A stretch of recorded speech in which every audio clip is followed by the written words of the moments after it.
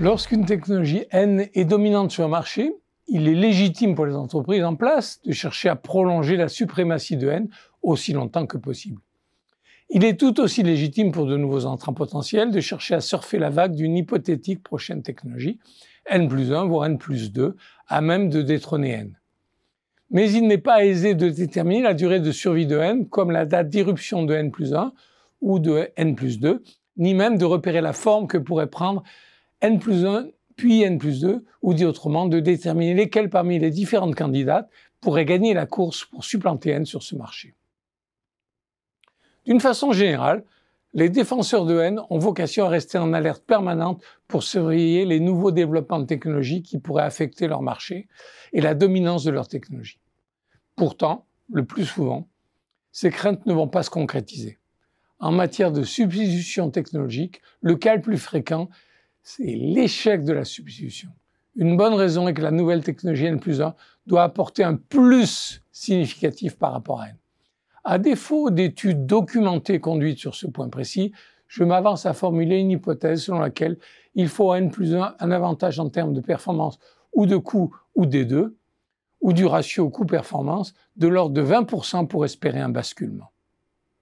Cette hypothèse perd de son intérêt dans les cas d'innovation dite disruptive, au sens de Christensen, c'est-à-dire d'innovation de business model où ce n'est pas l'intensité du changement technologique qui fait l'innovation, mais la dimension spécifique du business model que cible le changement, même modeste, même incrémental. Néanmoins, pour que N+1 cannibalise N, j'avance qu'il faut que N+1 apporte un saut en performance ou en perception par le client. Deux exemples pour illustrer mon propos. Dans leur grande majorité, les puces électroniques sont fabriquées à partir de wafers, sorte de galettes coupées dans un monocristal pur, en silicium pur, mais néanmoins dopées ensuite par l'apport de molécules spécifiques. En ce sens, la filière électronique peut être désignée comme la filière du silicium. Pourtant, depuis les années 80, des matériaux sophistiqués, l'arsenure de gallium et le phosphorindium, des 3,5 au sens des colonnes de la classification de Mendeleïev, vont permettre d'améliorer considérablement la mobilité électronique et de mieux servir des besoins spécifiques pour le secteur aérospatial ou la défense ou les télécoms. Mais ces matériaux ont un coût nettement supérieur au silicium. Le résultat est que, des décennies plus tard, le silicium a résisté et est resté dominant.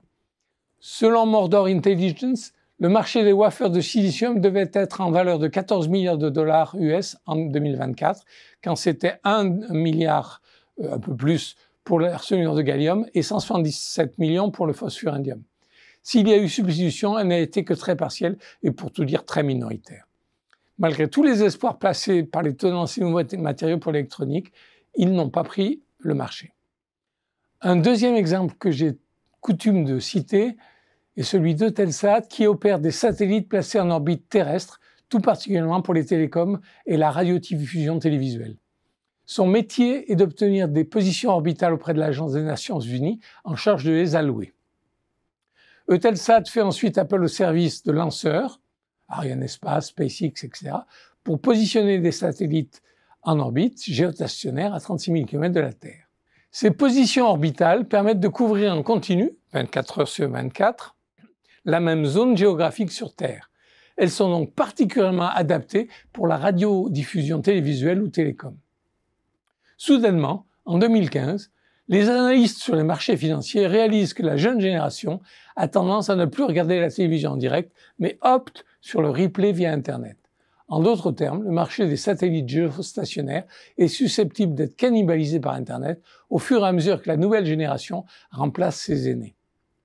La bourse réagit de façon brutale à cette prise de conscience. Rares sont ceux qui avaient vu le coup arriver. L'action d'Eutelsat dévisse et chute de 48% au cours des 5 premiers mois de 2016. Au total, elle sera divisée par 4 entre avril 2015 et septembre 2020. Un cauchemar. Eutelsat était très bien placé sur la technologie N, les satellites, qui s'est retrouvé défié par une évolution des besoins des consommateurs, se tournant vers un service alternatif rendu possible par une technologie N+1 existante, déjà disponible, installée et prête à prendre le marché. Dans ce contexte, la résistance à N+1 allait être faible et les perspectives stratégiques pour Eutelsat ne pouvaient que s'assombrir. Autant les observateurs avisés avaient cru voir venir de nouveaux matériaux pour l'électronique à même de cannibaliser le marché du silicium, autant un changement majeur de mode de consommation de l'offre télévisuelle était passé sous les radars. Les substitutions technologiques annoncées ne se réalisent pas nécessairement. D'autres surviennent sans s'être annoncées. Le destin le plus fréquent d'une technologie N+1 candidate à détrôner une technologie dominante N est de ne pas y parvenir. C'est qu'il faut un espoir de gain suffisamment significatif en performance et ou en coût sur N+1 vis-à-vis de N pour que le basculement s'opère.